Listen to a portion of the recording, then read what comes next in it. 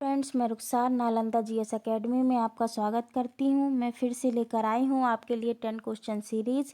अगर आप इसी तरह हमारे वीडियोस देखना चाहते हैं तो सब्सक्राइब करें हमारे चैनल को और अपडेट्स पाने के लिए बेल आइकन को प्रेस करें। इस वीडियो की पीडीएफ आपको नालंदा एकेडमी के टेलीग्राम चैनल पर मिल जाएगी।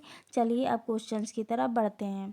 फ्रेंड्स, हमारा फर्स्ट क्वेश्चन है, निम्न में से किस राज्य सरकार ने प्राइवेट नौकरी में स्थानीय लोगों को 75% आरक्षण देने का कानून बनाया है? आपके ऑप्शंस हैं, ए केरल सरकार, बी पंजाब सरकार, सी हरियाणा सरकार, डी उड़ीसा सरकार। फ्रेंड्स, हमारा राइट ऑप्शन है सी हरियाणा सरकार। हरियाणा सरकार ने हाल ही में हरियाणा में प्राइवेट नौकरी में स्थानीय लोगों को 75% आरक्षण देने का कानून बनाया है। हरियाणा में यह कानून 15 जनवरी 2022 से लागू हो जाएगा। हरियाणा सरकार ने इसे लेकर 6 नवंबर 2021 को नोटिफिकेशन भी जारी किया है। चलिए दोस्तों, अब आगे बढ़ते हैं। क्वेश्चन नंबर सेकंड है हमारा, भारत सरकार का विदेशी मुद्रा भंडार हाल ही में 642 अरब डॉलर पहुंच गया है। इसके साथ ही विश्व में भारत सर्वाधिक विदेशी मुद्रा भंडार देशों में कौन से स्थान पर है? आपके ऑप्शंस हैं, ए पहले, बी दूसरे, सी तीसरे, डी चौथे। फ्रेंड्स, हमारा राइट ऑप्शन है डी चौथे। भारत का विदेशी मुद्रा भंडार हाल ही में 1.91 अरब डॉलर की वृद्धि के साथ 642 अरब डॉलर पहुंच गया है। इसके साथ ही विश्व में भारत सर्वाधिक विदेशी मुद्रा भंडार देशों की सूची में चौथे स्थान पर रहा है, जबकि इस सूची में चीन पहले स्थान पर है। इस विदेशी मुद्रा भंडार को फॉरेक्स रिजर्व या आरक्षित निधियों का भंडार भी कहा जाता है। चलिए दोस्तों, अब आगे बढ़ते हैं। क्वेश्चन नंबर थर्ड है हमारा, रेल मंत्रालय और किस मंत्रालय ने हाल ही में मिलकर सिंगल विंडो फिल्मिंग मैकेनिज्म बनाया है? आपके ऑप्शंस हैं, ए शिक्षा मंत्रालय, बी खेल मंत्रालय, सी सूचना और प्रसारण मंत्रालय, डी नीति आयोग। फ्रेंड्स, हमारा राइट ऑप्शन है सूचना और प्रसारण मंत्रालय। सूचना और प्रसारण मंत्रालय और रेल मंत्रालय ने हाल ही में रेलवे परिसरों में फिल्मांकन की अनुमति को आसान और अधिक कुशल बनाने के उद्देश्य से सिंगल विंडो फिल्मिंग मैकेनिज्म बनाया है। चलिए फ्रेंड्स, अब आगे बढ़ते हैं। क्वेश्चन नंबर फोर्थ है हमारा, इनमें से किस आईआईटी संस्थान के शोधकर्ताओं ने कटोल L6 चोंड्राइट उल्कापिंड में ब्रिजमेनाइट खनिज की उपस्थिति का पता लगाया है? आपके ऑप्शंस हैं, A IIT Delhi, B IIT Mumbai, C IIT Kanpur, D IIT Kharagpur. Friends, हमारा राइट ऑप्शन है आईआईटी खड़गपुर।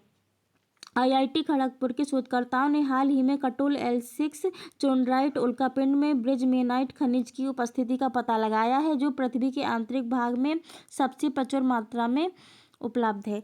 चलिए दोस्तों, अब आगे बढ़ते हैं। क्वेश्चन नंबर फिफ्थ है हमारा, 8 नवंबर को विश्व भर में कौन सा दिवस मनाया जाता है? आपके ऑप्शंस हैं, ए विश्व शहरीकरण दिवस, बी अंतर्राष्ट्रीय रेडियोलॉजी दिवस, सी दोनों, डी इनमें से कोई नहीं।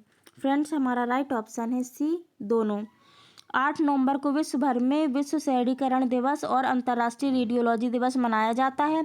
अंतर्राष्ट्रीय रेडियोलॉजी दिवस मनाने का उद्देश्य विश्व भर के लोगों के बीच रेडियोलॉजी के बारे में जागरूकता फैलाना है।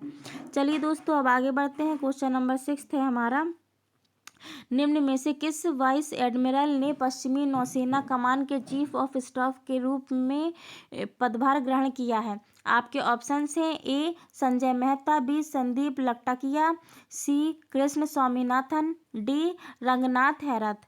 फ्रेंड्स, हमारा राइट ऑप्शन है कृष्ण स्वामीनाथन।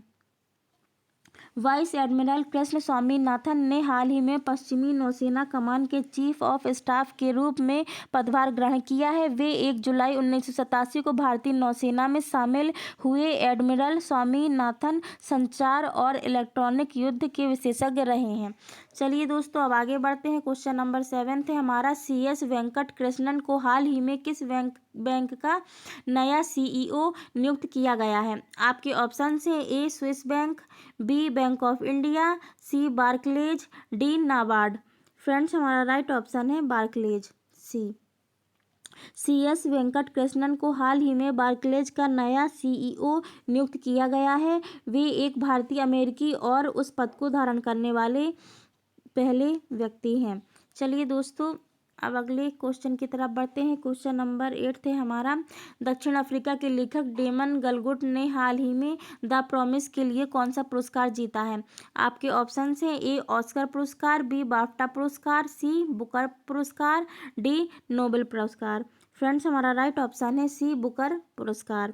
दक्षिण अफ्रीका के लेखक डेमन गलगुट ने हाल ही में द प्रॉमिस के लिए बुकर पुरस्कार 2021 जीता है, जो उनका तीसरा शॉर्ट लिस्टेड उपन्यास है, जो उनकी मातृभूमि में देर से रंग भेद युग से लेकर जैकब जुमा के राष्ट्रपति पद तक का इतिहास है। चलिए दोस्तों, अब आगे बढ़ते हैं। क्वेश्चन नंबर 9 है हमारा, प्रधानमंत्री नरेंद्र मोदी ने हाल ही में किस धार्मिक स्थल पर आदि शंकराचार्य की 12 फीट ऊंची प्रतिमा का अनावरण किया है? आपके ऑप्शन हैं ए वैष्णो देवी, बी साईं बाबा मंदिर, सी केदारनाथ, डी इनमें से कोई नहीं। फ्रेंड्स, हमारा राइट ऑप्शन है सी केदारनाथ।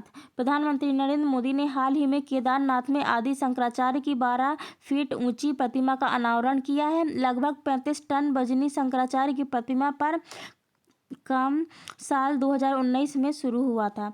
चलिए दोस्तों, अब आगे बढ़ते हैं। क्वेश्चन नंबर 10 है हमारा, भारत के किस शहर में हाल ही में एक साथ 9,41,551 दीप जलाने का record Guinness book of world में दर्ज किया गया है? आपके ऑप्शन से ए मथुरा, बी अयोध्या, सी द्वारका, डी कटरा। फ्रेंड्स, हमारा राइट ऑप्शन है बी अयोध्या। भगवान राम जन्मभूमि अयोध्या में हाल ही में एक साथ 9,41,551 दीप जलाने का record Guinness book of world में दर्ज किया गया है। वर्ष 2017 में अयोध्या राम की पैड़ी पर दीपोत्सव कार्यक्रम की शुरुआत हुई। सबसे पहले लगभग 1,80,000 दीपक जलाए गए थे। चलिए दोस्तों, इसी के साथ मैं विदा लेती हूँ। अब अगले दिन मिलूंगी नई जानकारी के साथ। धन्यवाद।